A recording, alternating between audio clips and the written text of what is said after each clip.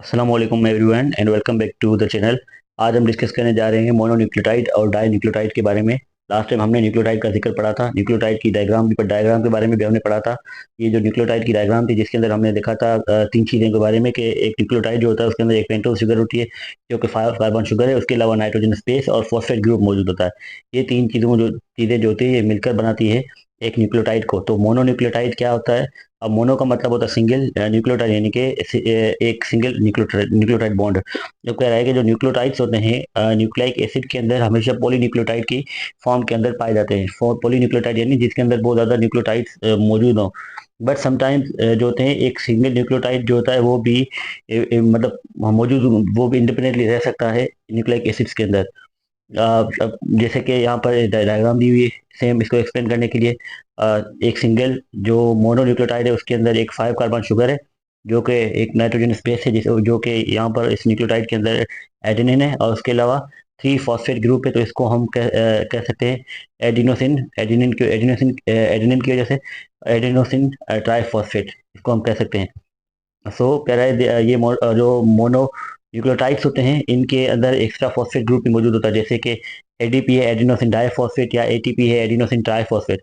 ATP जो होता है ये हमारी बॉडी के अंदर बहुत सारे इंपॉर्टेंट फंक्शन परफॉर्म करता है, जैसे कि एनर्जी स्टोरिंग का, एनर्जी को जमा करने का। अब हमारी बॉडी के अंदर मुख्तलिफ मेटाबॉलिक रिएक्शन के लिए जो एनर्जी चाहिए होती है वो हमेशा एटीपी की फॉर्म के अंदर जमा होती है। या कैरिंग एनर्जी को एक जगह से दूसरी जगह मतलब एनर्जी ट्रांसफर करने का भी काम करता है। यानी कि जो मेटाबॉलिक रिएक्शन होते हैं उनको एनर्जी मिलती है, उनको एनर्जी जो पहुंचाता है वो एटीपी होता है। अब एटीपी जो होता है कह रहा है कि एटीपी जो होता है इस्तेमाल होता है एनर्जी की रिक्वायरमेंट पूरी करने के लिए, एनर्जी डिमांड को मुकम्मल करने के लिए केमिकल रिएक्शन के अंदर। और एटीपी जो होता है वो बहुत सारे फंक्शन करता है, परफॉर्म करता है, जैसे कि प्रोटीन की सिंथेसिस या लिपिड्स की सिंथेसिस, कार्बोहाइड्रेट की सिंथेसिस जो होती है उसके अंदर इन सब चीज़ों को बनाने में एटीपी का रोल होता है। उसके अलावा जो बहुत सारे हमारी बॉडी के अंदर रिएक्शन और फंक्शन हो रहे होते हैं, फंक्शंस के अंदर एटीपी अपना रोल प्ले करता है, जैसे कि एटीपी एनर्जी प्रोवाइड करता है साइक्लोसिस के लिए। साइक्लोसिस जो है एक मूवमेंट की टाइप है जो कि सेल के साइटोप्लाज्म के अंदर होती है, तो वहाँ पर एटीपी बेसिकली एनर्जी पहुंचाने का काम करता है। और उसके अलावा कॉन्ट्रेक्टिलिटी का काम करता है। कॉन्ट्रेक्टिलिटी का मतलब है से हमारी बॉडी के अंदर जो मेम्ब्रेन्स है उन मेम्ब्रेन में कॉन्ट्रेक्शन होती हो, या उसके अलावा हम कहें जैसे कि टिश्यूज है हमारी बॉडी में, मसल्स है, मसल के अंदर अगर कोई मूवमेंट होगी तो कॉन्ट्रेक्शन वगैरह होती है, तो उसके अंदर भी एटीपी अपना रोल प्ले करते हैं। सेल डिवीजन के अंदर एटीपी अपना रोल प्ले करते हैं। सेल डिवाइड होते हैं तब उसके डिवीजन के टाइम के ऊपर मूवमेंट ऑफ मटेरियल जो हो रही होती है, उस मटेरियल की मूवमेंट के अंदर सेल डिवीजन अपना एटीपी एनर्जी प्रोवाइड करते हैं। या फ्लैजिला की मूवमेंट के अंदर भी एटीपी का इस्तेमाल होता है।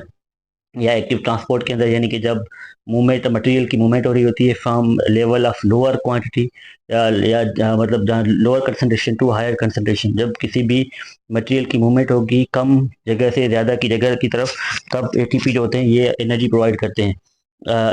अगर हम किसी भी एटीपी को एडीपी में कन्वर्ट कर दें, अगर उससे एक फॉस्फेट ग्रुप को रिमूव कर दें या एटीपी का हम ब्रेक डाउन कर दें तो हमें 7.3 किलो कैलोरी पर मोल एनर्जी मिलेगी, या 31.81 किलो जूल पर मोल इतनी एनर्जी रिलीज होगी अगर हम एक एटीपी मॉलिक्यूल का ब्रेक डाउन करें। उसके बाद सेकंड जो हमारे पास टॉपिक है दैट इज एडी मोनोन्यूक्लियोटाइड के बाद डाइन्यूक्लियोटाइड है।